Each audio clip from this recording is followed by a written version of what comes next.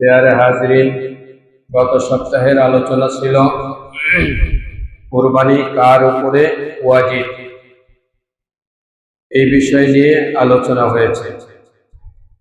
কুরবানি এমন একটা ইবাদত, যে ইবাদত যদি নিয়ত সহি না হয়, নিয়ত যদি বিশুদ্ধ না হয়, এই ইবাদত কবুল হবে না।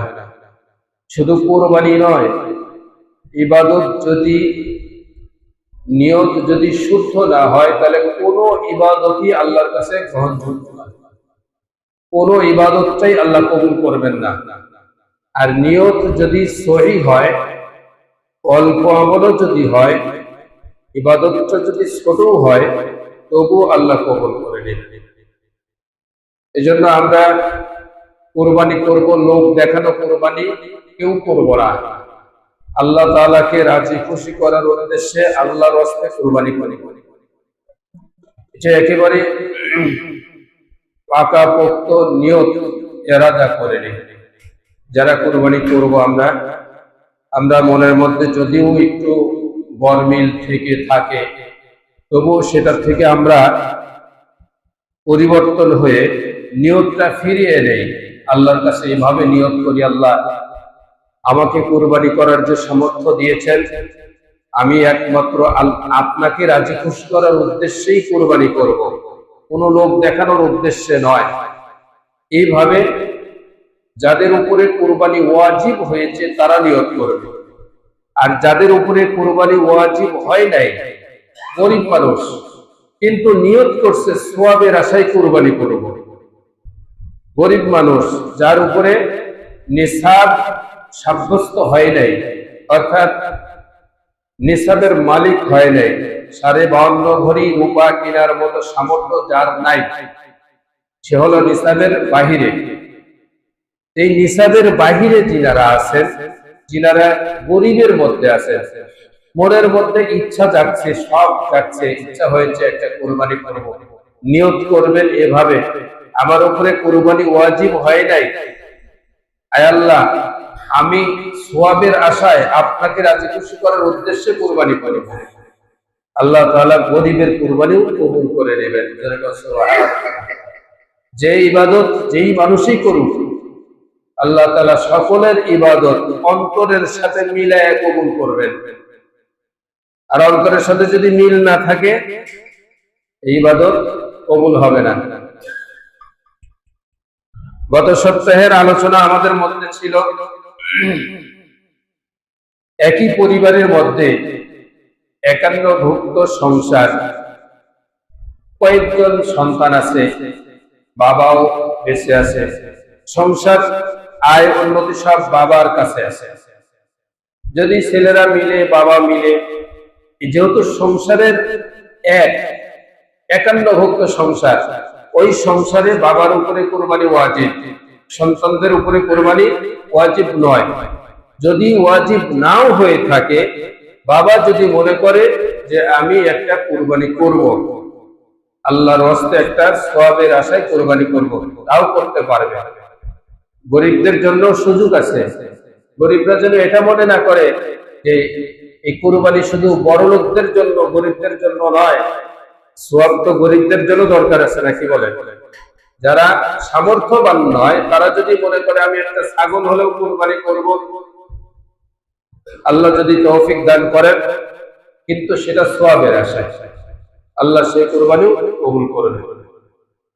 যদি 51ভুক্ত সংসারের মধ্যে 10টি ছেলে থাকে, অথবা 5টি ছেলে থাকে, 2টি ছেলে থাকে, 3টি ছেলে থাকে, বাবাও আছে, বাবার উপরে কুরবানি ওয়াজিব। আর সন্তানেরা যে উপার্জন গুলো করছে, যদি সম্পদটা বন্টন করার পর দেখা যায় যে যেই সম্পদ সন্তানদের বন্টনে আসে, সন্তানদের ভাগে যে সম্পদটা আসে সেটা নিসাব পরিমাণ পৌঁছে যায়, তাহলে সন্তানদের উপরেও কুরবানি ওয়াজিব। শুধু বাবার উপরে কুরবানি ওয়াজিব ধ্যান তো শেষ হবে না, ছেলেদের উপরেও কুরবানি ওয়াজিব হয়ে যাবে। আমরা কুরবানি করি, কুরবানি তো আমরা সবাই করব। কুরবানির জন্তু কি কি জন্তু, কুরবানির পশুর পরিচয়টা কি? ছাগল, দুম্বা, ভেড়া, গরু, মহিষ, উট, এগুলো হচ্ছে কুরবানির জন্তু। এগুলো দ্বারাই কুরবানি করা জায়েজ। এর বাহিরে যেগুলো আছে সেগুলো দ্বারা কুরবানি জায়েজ নাই। যেমন গরু তো বন্য গরু আছে, মহিষ বন্য মহিষ আছে, বন্য ছাগল আছে।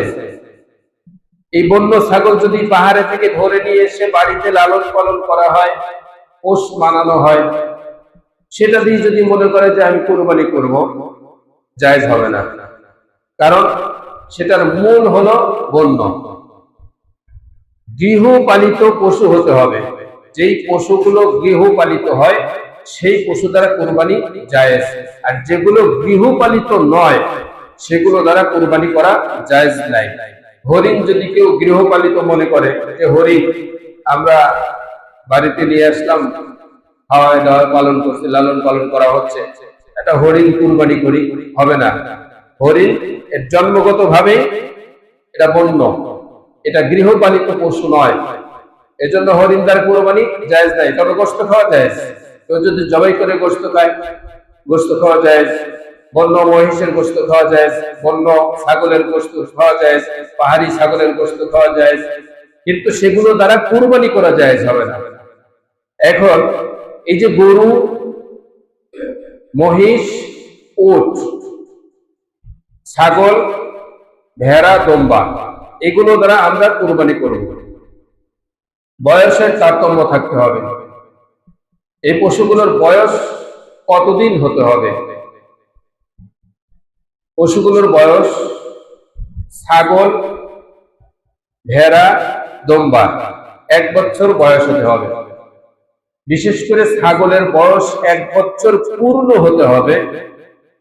মোটা তাজা যতই হোক, 1 বছর পূর্ণ না হয় যদি একদিনও বাকি থাকে তবুও সেটা কোরবানি সহি হবে না। 1 বছর পূর্ণ হয়ে দ্বিতীয় বছরে পা রাখতে হবে, সেই ছাগল দ্বারা কোরবানি জায়েজ হবে। ভেড়া এবং দুম্বা এর ক্ষেত্রে একটু বিশ্লেষণ আছে। দুম্বা এবং ভেড়া এর ক্ষেত্রে বর্ণনা করা হয়েছে মাসালার মধ্যে, যদি 1 বছর বয়সের দুম্বা এবং ভেড়ার যে পাল আছে, এই পালের সাথে 6 মাস বয়সের বাচ্চাও যদি ছেড়ে দেওয়া যায়, যদি 1 বছর বয়স যেই ভেড়ার হয়েছে ওই 1 বছর বয়সী ভেড়ার সাথে 6 মাসের ভেড়ার বাচ্চা ছেড়ে দিলে পরে সমপর্যায়ে দেখা যায়, ছোট থাকে না। এরকম সমপর্যায়ে অর্থাৎ পার্থক্য করা যায় না যে কোনটা 1 বছর কোনটা 6 মাস। এরকম বয়স যদি 6 মাসের বাচ্চার হয় তাহলে সেটা দ্বারা কুরবানি করা জায়েজ আছে, অন্যথায় জায়েজ হবে না। এটা হলো ভেড়া এবং দুম্বার ক্ষেত্রে।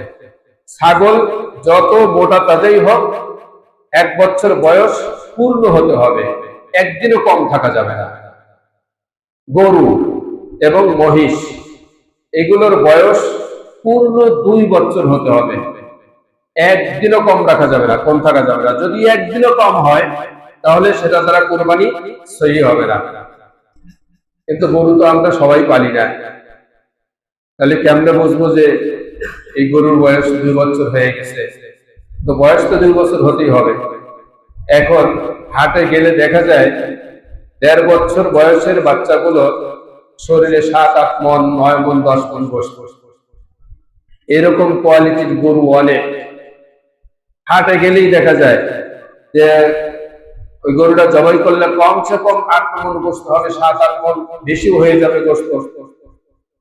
এই গরুর বয়স যদি জিজ্ঞেস করা যায় কত বয়স, এখন তো জোরে জোরে কথা হয় না, হাটের মধ্যে কানে কানে কথা হয়। কানটা যদি আগায় নিয়ে দেওয়া যায়, মাথাটা আগায় দিয়ে 1 বছর 7-8 মাস হয়েছে, কুরবানি দেওয়া চলবে, বয়স হয়ে গেছে, এভাবে বলে দেবে। 1 বছর 7-8 মাস বয়স হয়ে গেছে, এই গরুটার বয়স 1 বছর 7-8 মাস হয়েছে কিংবা 10 মাসই হয়েছে, ওর শরীরে 12-13 মন গোশত, 10 মন, 8 মন, 7 মন গোশত হয়ে গেছে। ধরতেই পারবে না যে এর বয়স কম।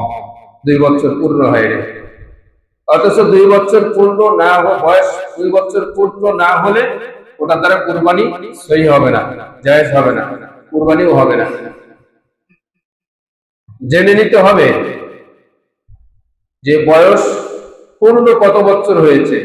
যদি দেখা যায় 2 বছর বয়স হয়েছে তাহলে দাঁত পড়ে যাবে, ষাঁড় গরুর দাঁত পড়ে যাবে, দাঁত পড়ে দাঁত সমান হবে।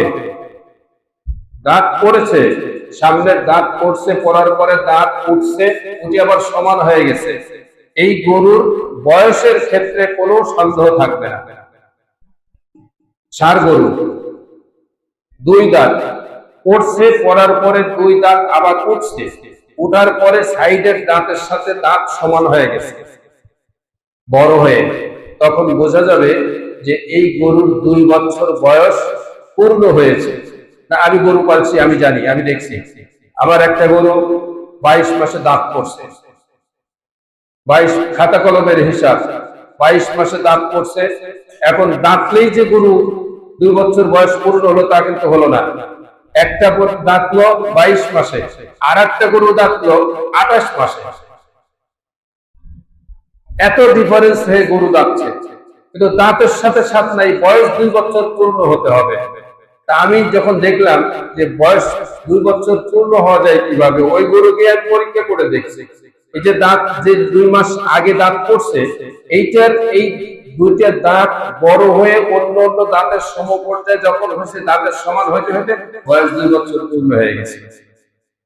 এজন্য যদি দাঁতা গরু দাঁতের সমপর্যায়ে হয়ে গেছে, এরকম দাঁত যদি হয়ে যায়, তাহলে এই গরু 2 বছর বয়স পূর্ণ হয়েছে, কোনো সন্দেহ থাকে না।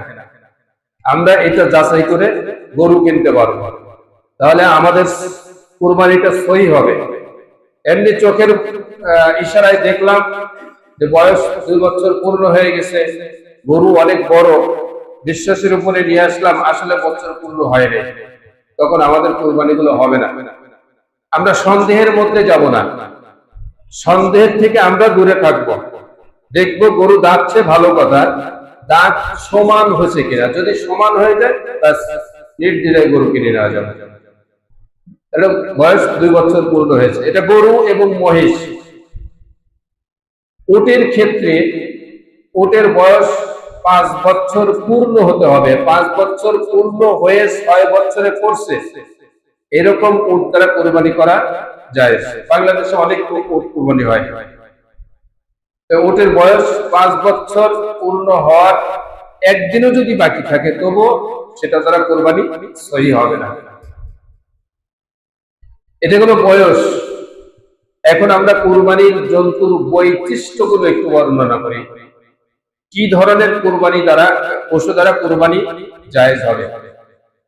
যেই কোরবানির জন্তুটার জন্ম থেকেই কান নাই, 2 কান একেবারে লেপা সমান, এই কোরবানি দ্বারা, এই পশু দ্বারা কোরবানি জায়েজ হবে না। তবে কান আছে ছোট, কান পুরাটাই আছে পরিমাপে ছোট, সেটা দ্বারা কোরবানি করার সমস্যা নেই, কোরবানি সহি হবে। আবার যদি কান কেটে গেছে, কেটে পড়ে গেছে, অথবা 3 ভাগের 2 ভাগের বেশি আছে, 2 ভাগ আছে, 3 ভাগের 2 ভাগ যদি থাকে, 1 ভাগ যদি কেটে পড়ে যায়, তাহলে সেটা দ্বারা কোরবানি সহি হবে। আর যদি 2 ভাগের 3 ভাগের 2 ভাগের একটু কম, অর্থাৎ 1 ভাগের একটু বেশি কেটে পড়ে গেছে, তাহলে সেটা দ্বারা কোরবানি সহি হবে না, কোরবানি জায়েজ হবে না। শিং গুড়া পেরে ভেঙে গেছে, ভেঙে যাওয়া একটা জিনিস, আর খোল উঠে যাওয়া একটা জিনিস। গরুর মহিষের মাথার থেকে, শিঙের মাথা থেকে খোলটা উঠতে যায় অনেক সময়, সেটা লড়াইয়ের মাধ্যমে হয়, অথবা মাটিতে অথবা ওয়ালের সাথে গুড়ার সাথে ধাক্কা লাগায়, গুতাগুতি করে, এটা অনেক সময় শিং ভেঙে যায়, মানে শিঙের খোলটা উঠে যায়। যদি খোল উঠে যায় তাহলে সমস্যা নাই, আর যদি ভেঙে যায়, ভেঙে গেলে 3 ভাগের 1 ভাগ ভেঙে গেছে, 2 ভাগ আছে, তাহলে কোরবানি সহি হবে। যদি 2 ভাগের একটু কম ভেঙে যায়, তাহলে কোরবানি সহি হবে না। এরকম ভাবে এমন রাসূলুল্লাহ সাল্লাল্লাহু আলাইহি ওয়াসাল্লামকে জিজ্ঞেস করা হলো যে কোন ধরনের পশু কুরবানি করার জন্য প্রযোজ্য নয়। জাবের রাদিয়াল্লাহু তাআলা আনহু বলেন যে আমি রাসূলুল্লাহ সাল্লাল্লাহু আলাইহি ওয়াসাল্লামকে বলতে শুনেছি, তিনি বলছেন তার হাত আমার হাতের চেয়ে খাটো ছোট ছিল। তিনি বললেন 4 ধরনের পশু দ্বারা কুরবানি করা জায়েজ নেই। 4 ধরনের পশু। 1 নম্বরে এমন অন্ধ যা চোখে দেখতে পায় না, এই অন্ধত্ব স্পষ্ট। অন্ধ ছাগল, অন্ধ গরু, মহিষ, দম্বা, ভেড়া, এগুলো দ্বারা কুরবানি জায়েজ নেই। এখন বোঝার উপায় কি? গরুর চোখ তো সাধারণত অনেক গরুর চোখ সাদাও থাকে, আবার অনেক গরুর চোখ কালোও থাকে, বিভিন্ন কোয়ালিটি থাকে। ঘাস যদি সামনে ধরা যায়, যদি ঘাসের দিকে মুখ বাড়ায় দেয়, তাহলে বোঝা যাবে তার দৃষ্টি শক্তি আছে। আর যদি ঘাস বুঝতে না পারে যে ঘাস আছে, ঘাসের দিকে মুখ না দেয়, তাহলে বোঝা যাবে ওর দৃষ্টি শক্তি নাই। এই দৃষ্টি শক্তিহীন পশু দ্বারা কুরবানি করা জায়েজ নাই। এরপরে এমন রোগান্ত যার রোগলক্ষ্য একেবারে স্পষ্ট, এরকম গরু দ্বারা কুরবানি জায়েজ নাই। খোরা, তার খোরাক তো একেবারে স্পষ্ট, অর্থাৎ সে এমন ভাবে খোরা হয়ে গেছে সে আর পাও ফেলতে পারে না, হাঁটতে পারে না, অচল, এরকম গরু দ্বারাও কুরবানি জায়েজ নাই। দুর্বল, এত দুর্বল যে হাড়ের মজ্জা পর্যন্ত শুকিয়ে গেছে, এরকম গরু দ্বারা কুরবানি জায়েজ নাই। অর্থাৎ পশু, এরকম পশু দ্বারা কুরবানি জায়েজ নাই। রাসূল করিম সাল্লাল্লাহু আলাইহি ওয়াসাল্লাম এই হাদিস বর্ণনা করেছেন। আর ফুকাহায়ে কেরাম বর্ণনা করেছেন যে যেই গরুটা খোরা ল্যাংড়া হয়ে গেছে কিন্তু পায়ের উপরে ভর করে চলতে পারে, সে গরু কুরবানি করা জায়েজ, এতে কোনো দোষ নাই। ওরা ওইটাই যে আর চলতেই পারে না, একেবারে অচল হয়ে পড়ে আছে, সেটা হলো একেবারে জীর্ণ হয়ে গেছে, অচল হয়ে গেছে। তাহলে ছাগলের ক্ষেত্রে, আর যেই গরুর জন্ম থেকেই শিং নাই, শিং ওঠেই নাই, সেটা দ্বারা কোরবানি জায়েজ, কোনো সমস্যা নেই, ক্ষতি নাই। গরুর যদি গাভী যদি কেউ ক্রয় করে, গাভী এমন হতে পারে 4টি বাট, একটা বাট কেটে পড়ে গেছে, 3টা বাট আছে, তাহলে সেটা দ্বারা কোরবানি সহি হবে। কিন্তু 2টি কেটে পড়ে গেছে আর 2টি আছে, ওটা দ্বারা কোরবানি সহি হবে না। ছাগলের 2 বাট, যদি 1 বাট কেটে পড়ে যায় তাহলে কোরবানি সহি হবে না, 2টি থাকতে হবে। গরু এবং ছাগল আমরা কুরবানি করব। মানুষের মধ্যে যেরকম খোঁচা মানুষ আছে, হিজলা মানুষ আছে, গরু ছাগলের মধ্যেও হিজলা গরু আছে, গরু ছাগল আছে, পশু আছে। অর্থাৎ যেটা বোঝা যায় না পুরুষ কি মহিলা, এটা বোঝার কায়দা থাকে না, এরকম ধরনের পশু কুরবানি করা জায়েজ নাই। এমনি গোশত খাওয়া জায়েজ আছে, কিন্তু কুরবানির ক্ষেত্রে এটা জায়েজ নাই, এটা করা যাবে না। এরপরে আমরা এই যে গরুগুলো কিনবো, গরুগুলো কেনার পরে দোষ ত্রুটি চোখের সামনে দেখাই যায়, দোষ ত্রুটি চোখের সামনে ধরা পড়ে। এমনও হতে পারে যে গরুটা যখন জবাই করা হবে, জবাই করার সময় এমন ভাবে বাঁধা হয়েছে, বাঁধার পরে কেউ বাঁশ দিয়ে ঠেসে ধরছে, চাপ দিয়ে ধরছে, কাঠ দিয়ে চাপ দিয়ে ধরছে, ধরতে হঠাৎ করে একটা পা ভেঙে গেল। ওই অবস্থায়, ওই সময়, যে সময় জবাই করা হচ্ছে ওই সময়, তখন দেখা যাবে মাসালা হলো ওই অবস্থায় যদি পা ভেঙে যায়, ওই অবস্থাতেই তাকে কুরবানি করে দিতে হবে, তাতে কোনো দোষ নাই, ওটা দোষের বিষয় না। দোষের বিষয় হলো কুরবানির দিনের অনেক পূর্বে, আগে, কুরবানির দিনের আগে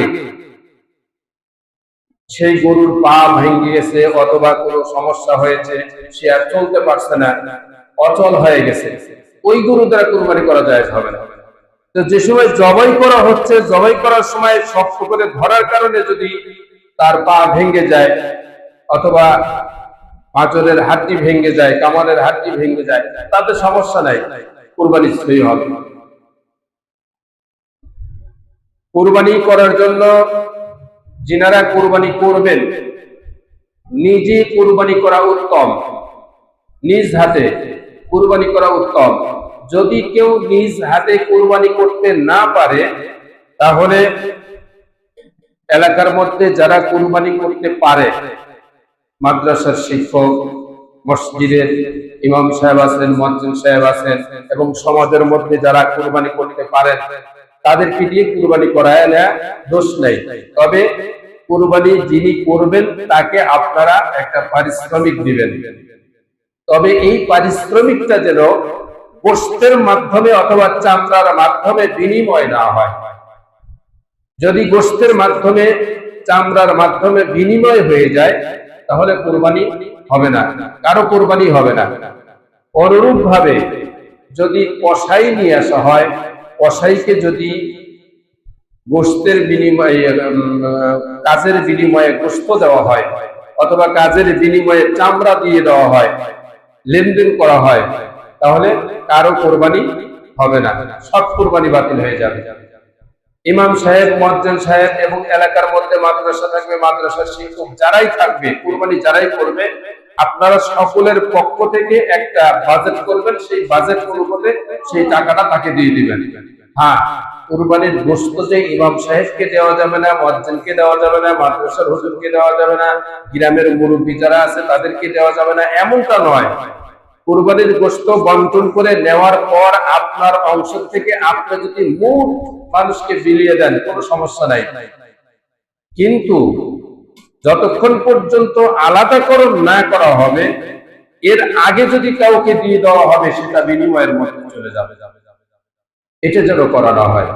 কুরবানি সহি করার জন্য, সহি হওয়ার জন্য 7টা ভাগ একটা বড় জন্তুর মধ্যে। একটা বড় জন্তু অর্থাৎ মহিষ, গরু, উট, এই 3 প্রকার জানোয়ারের মধ্যে 7 জন সম্মিলিত ভাবে কুরবানিতে অংশগ্রহণ করতে পারবেন। এই 7 জনের মধ্যে যেন 8 জন না হয়।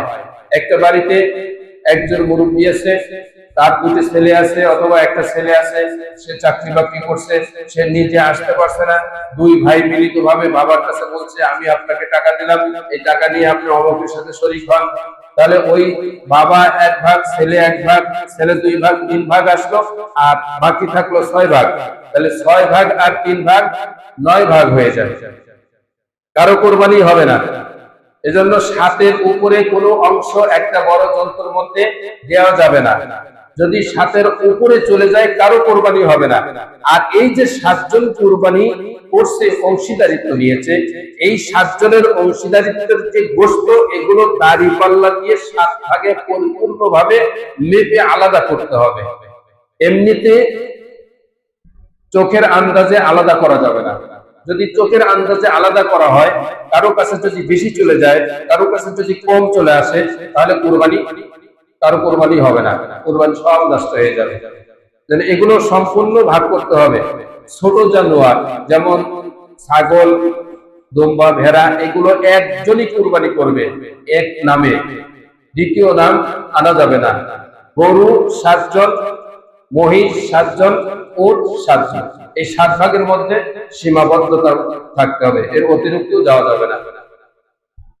আমরা আজকে যে আলোচনাগুলো শুনলাম, যে মাসালাগুলো শুনলাম, এই মাসালাগুলো আমরা ভালো করে বুঝে নেব, যাতে করে আমাদের কুরবানিগুলো সহি হয় এবং আমাদের কুরবানির মধ্যে যাতে কোনো রকমের সমস্যা না হয়।